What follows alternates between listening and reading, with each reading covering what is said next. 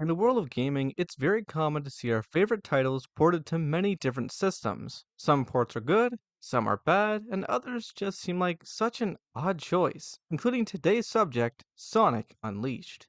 Sonic Unleashed was released on the Xbox 360 and PS3, with a port on the Wii and PlayStation 2 available at the same time, with all versions being released between November and December 2008. However, there was another version of the game released several months later, that port being Sonic Unleashed for the Cellphone. This was a port I did not know existed until very recently, and I'm willing to bet you didn't know it existed either. It was released in June of 2009, 6 months after the home console releases. It wasn't developed by Sonic Team or even Dimps, who made the Wii and PS2 Sonic Unleashed. Instead, it was made by a French company called Gameloft, whose only other projects are a couple other Sonic games, including Sonic and Sega All-Star Racing for mobile phone devices and Sonic Advanced also for mobile phone devices. Unlike the home console versions, which are 3D platformers, this phone version is a 2D platformer, with many elements borrowed from 2D Sonic games for the Sega Mega Drive. Just like usual, the goal is make it to the end of the level as quickly as possible. Many levels in the game were designed to feature some splitting pathways and various hidden secrets. The goal of such levels may be either a goal ring or beating a boss. Just like the console versions, the game is split up into two parts. There's the daytime where Sonic blasts through levels using the boost mechanic, very similar to the Sonic Rush and Sonic Rush Adventure games. You have a boost gauge that fills up as you collect coins. Then there's the nighttime stages where you're Sonic the Werehog, with slower movements and gameplay consisting much more of combat and linear platforming.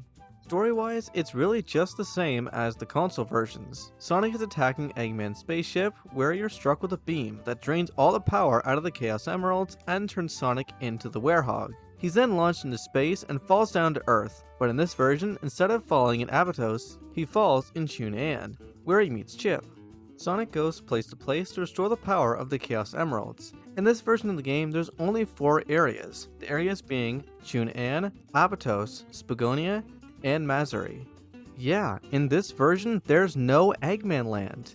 There's also no Professor Pickle, Tails, and Dark Gaia is only mentioned in dialogue, so the final boss is just another Eggman robot. That's another thing, all the enemies and bosses in the game are just robots. Not a single Dark Gaia enemy is in this game. This port received very few reviews, but those who did play it did seem to enjoy it. The only big review I can find was from Pocket Gamer, who gave it 3.5 out of 5.